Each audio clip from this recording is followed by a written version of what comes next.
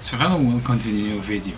Before I start explaining you about the build guide and what my experience is with the PoE2, let me just say that a big freaking disclaimer over here. Most of the gems I'm going to be recommending I'm not sure about if they work or do they actually provide the damage, because currently the tooltip is not being updated and doesn't show the damage and other things like that. So you have to take it with the pinch of salt, because we just have to wait a couple of weeks or days before GG is gonna fix the tooltip. Then we can start, I can do some experiments with like the gems, which one are properly giving us the damage and so on. I started this build very early on. You get your first SRS gem around when you kill the ritual boss, and then you get the first spirit gem from that quest, and you can start playing SRS from that point. Unless someone can give you the uncut gem level 4, then you can start playing SRS from level 10.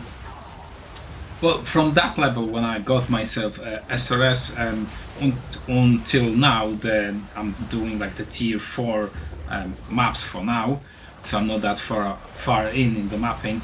I'm having a blast, everything just dying, it's fine, there's no issues. The only problem that I would say that I have is when I open a breach, obviously the minions just gonna be doing whatever they want, so there is a little bit of struggle with the breaches. But I'm planning to not focus myself on the breaches, where I'm just gonna go like essence and so on. But overall, then the build is good. It's the bossing potential is very easy. Most of the time you're just gonna be skipping the phases, and you're gonna be surprised even that the bosses have actually a phase that you have to dodge and so on, because you have like relatively good damage. Obviously, I'm still in the tier 4, that's relatively low.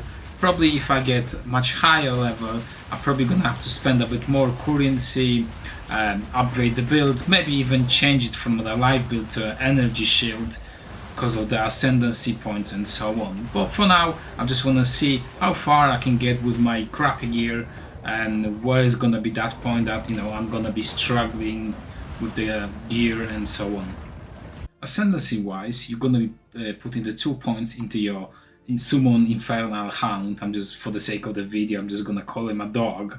The doggy is actually quite good because it takes a lot of damage from us, and then he applies like burning, ignites and so on. So even if he's not actually doing too much damage, it just spreads ignites and debuffs other enemies, and he gives us a lot of tankiness, and then he takes some minions aggro as well. So that's the best 2 points that you can go get right away. The next 2 points, they should be over here. That's just pretty much damage converted to fire. So as long as your fire resistance is going to be the highest, and you actually want to have your fire resistance as highest as you can, then it's going to be making your tanky. The same thing with the physical as a chaos. As long as you cap the chaos a little bit higher, this will help you out as well.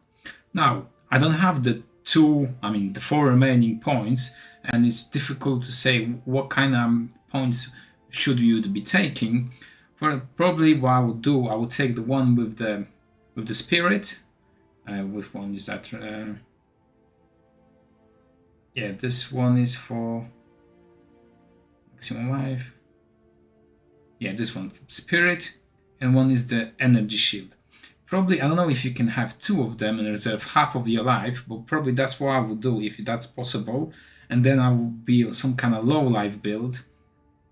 And then probably you would have to transform from like a fully life build to like an energy shield build. And then maybe you could play around with,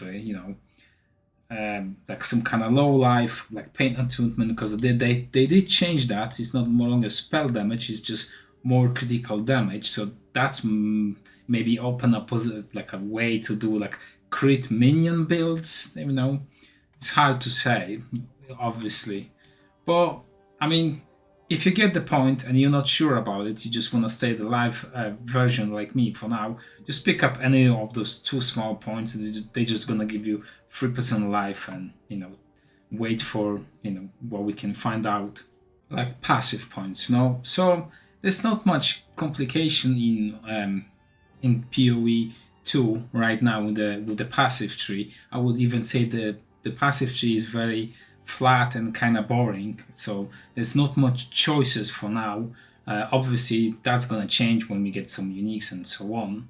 For now, but for now, it's like you start over here, you go over here, and you pick up over here. What I would do, I would go right away, pick up this node, because early on, your skeleton just gonna be dying quite often, so you're gonna be getting some life because of that. Then I will go over here, pick up all of these nodes, and probably once you pick up all of them, you're gonna be very hungry for stats. So what I would do, I would just go back over here, take this, and I would stop after this node, and I would go all the way over here and over here just to get that reservation. So I would skip that for now as well, because again, early on, you're gonna be hungry for stats and you need those stats as well. Then I will go back all the way over here, pick up this node, pick up this jewel, skip that for now, and then I will go all the way back over here just to pick up this node and this node. And that's gonna help you out more or less with the stats that you're gonna be hungry. And the rest of them you're just gonna be filling up whenever you can. Like, this part over here, then you can pick up this part over here. You can pick up the block nodes over here. They're very useful and nice. This one I'm not sure, because obviously the tooltip doesn't work properly, but it says the dexterity adds to your minions. That gives you a little bit more accuracy. So, does it work? I don't know. The tooltip doesn't say anything yet, so, we just have to trust the GGG that it actually works. But, if you're a PoE player, you know that sometimes it doesn't go well. And then lastly, I would take those nodes over here. And at this point, even I myself have issues what kind of nodes should I pick up as well, because I went all over here just to pick up some crit chance and like minion damage, and that's like, doesn't open me to any possible routes to go anywhere else. So that's pretty much like bad points at this point, I would say. So relatively, my items are very bad, I would say. They're borderline crappy, right? Because, I didn't have the currency. I needed to cap my resistance just to be able to play the game. So V-Born, most of them are very bad. So you can definitely improve on that. The only unique item that I would actually recommend if you can get is this shield, because it gives you spirit, it gives you chaos resistance. Don't look on my shield, because I did use a Valor from that quest, and it actually corrupted my shield to give me the negative spirit, because I'm missing 3 spirit because of that. But that doesn't change too much, that I'm missing 3 spirit, but you can get a better one. Generally, what you are aiming for is the chaos resistance as high as you can, because that's gonna help you out. And just put a socket, put some kind of rune that you're missing the resistance, and move on, right? The helmet, you'll be looking for like +1, ideally +2, but that's gonna cost you a lot of exalted orbs and like life resistance, do a socket, more resistance, pretty much that's it. The amulet, you can get plus minions as well, but obviously that's gonna cost too much currency. I didn't have it, so you just like some life, spirit. I would say spirit is important. Then some resistance. You can anoint something. I have like a cheap anointment. I was able to get myself those new oils from Delirium. It's called like that, and I get some strength because of that, and that's like some life. Not too important. That's the best I could have farming myself. The next ring is just like life, resistance, and pretty much that's it. The second ring is the same thing, life, resistance. I have some regen, not much happening. The chest is like energy shield base. I have like spirit, life, resistance, 2 sockets, 5 resistance because I'm missing that, and pretty much that's it. The gloves the same thing, life, resistance, 1 socket, again fire resistance because I'm missing that. The belt pretty much the same thing, life, resistance, some armor, and that's it. the boots, or the boots, when you're going to be buying the boots, the top priority, the premium status should be 30% movement speed. No matter what, do not go below that, even if you have to buy a much lower boots, like lower life, maybe lower resistance, because the movement speed is so important, because otherwise the character is going to feel very sluggish. So I will go with that. And then socket, resistance, and pretty much that's it. For the scepter, there are 3 important stats. I would say the 2 are very important. The third one is like, if you like it. The first one is like plus 3 minions to all minions skills. The second one is that they increase spirit, and you want to apply those, like, how they are called? Those things, arcanis thing, like chisels, and they're gonna increase the spirit. And the second one, the third one would be like the base of the scepter. I like the skeletons minions, because they just give me 2 free minions that are gonna walk around and just soak up the damage. But those skeletons are not that important. You can do something else with the base of the scepter. I simply like the skeleton warriors, but you can go with something else. This is not like a mandatory thing. So my gem setup that I'm using, since I have 3 skeleton warriors, the main important link that I would say in the skeleton warriors, it's Culling Strike. Like, I have Last Grasp early on, that's gonna help you out, but once your minions become more tanky, they have resistance and life, this not gonna be like as important as it is in the early game. And then I have a minion instability. Sometimes they're gonna explode. But currently my minions are very tanky, so I don't see that too often. So those 2 links are like whatever. You can socket whatever you want. Rise Shield, you get that skill from your shield, so you cannot socket anything.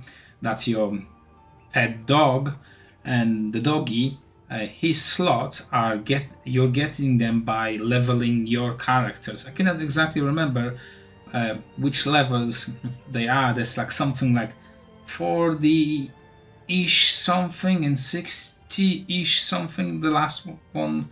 Don't quote me on that, I'm not actually sure about that, just Well, the links that you're gonna be using is like life, that's very important.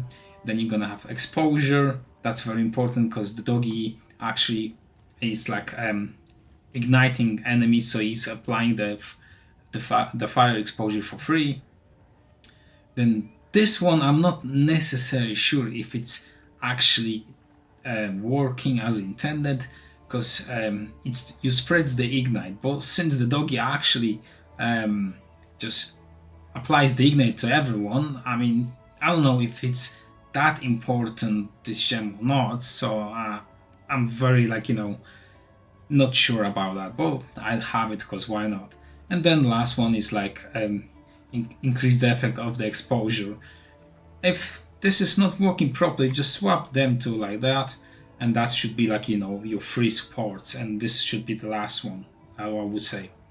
The Raging Spirit, the tooltip on them totally doesn't work. I can tell you that my minions do between 7 to 12 damage, because that's what the tooltip says, but it's very hard to calculate them unless someone can tell me that someone else figure out some kind of calculation with the SRS. But currently I cannot tell you how much damage they are doing. I can tell you they are actually killing the content, so yeah, in that regard they are fine. So generally the links I would recommend is Feeding Frenzy, because I know it works, because it actually says that on the tooltip. We can see that over here, so that's why I know this is a working support. And then I have +1 to minions. Obviously you can see that they gives me +1. Then I have another plus fire, so that's another +1, right? So I know it works. Now I have another link and I actually at this point I'm not sure if Immolate is like the best option, or maybe Execute, or maybe Martial Tempo. Like at this point absolutely I'm not sure what actually does works or does not. I'm just waiting till GG actually fix the tooltip, or we get some kind of calculation so I can test out some gems. But That's how it is. Then I'm using the skeleton arsonist, and again with this one they're gonna be firing 2 additional projectiles. I was trying to test out if actually those 2 projectiles can hit one enemy and get the extra damage, and I would say I'm not sure if this actually you can shotgun the enemy. I would say no, but I'm not sure about it. Obviously too hard to test, we don't have any kind of training dummy that we can test out, but for the clearing, yeah, it's fine, it helps out, the minions can aim a little bit better. And then I'm using fire damage and elemental focus. Since the doggy and I'm applying ignite, that doesn't matter that they cannot apply ignite, so whatever. Unleash, this is absolutely unnecessary skill. I only keep it when I'm mapping, and sometimes you're gonna be killing the rare enemies, and you can see a yellow skull. That's some kind of elite enemy, whatever. You kill it, and that skull still stays in a minimap. So that's why I'm using the unnerve to kill the corpses, so the icon disappears from the minimap. That's the only reason that I'm using. Or sometimes I'm just for fun, I might just spam it. Well, whatever. You have 2 freelings, you can suck at whatever you want. That's whatever. This is the only offering that I'm using, and the offering that I'm only using when I see some kind of boss or an elite enemy, and you just click on one of your minions and you're just gonna get some extra damage. And the support that I'm using is rage, just attack for the minions. That's some kind of region for me and for the minions. And that's the EOE to make the buff, so the minion can get the buff a little bit farther away or wherever they're gonna be standing, because the minions just wander around whenever they want. I'm using shield shard for the movement, and the only supported gem is this one, just to reduce the cooldown recovery. Then I'm using flame wall, I'm using cast speed, then I'm using that fortress that makes a circle around the firewall. This just helps your minions shoot through it, because the firewall provides them with a extra flat damage if they're gonna be shooting through the wall. Then I'm using arcane surge. This is absolutely unnecessary. I had a spare gem, so I'm why not? And last but not least is flammability. That's the only gem that actually I would recommend putting the quality, since the GCP is gonna give you 5 qualities, so you only have to put 4, because the quality on this gives you increased effect of curses. So that's why I would recommend putting the quality on the flammability. And the links that I have is increase effect of supported curses. This makes the cures trigger faster.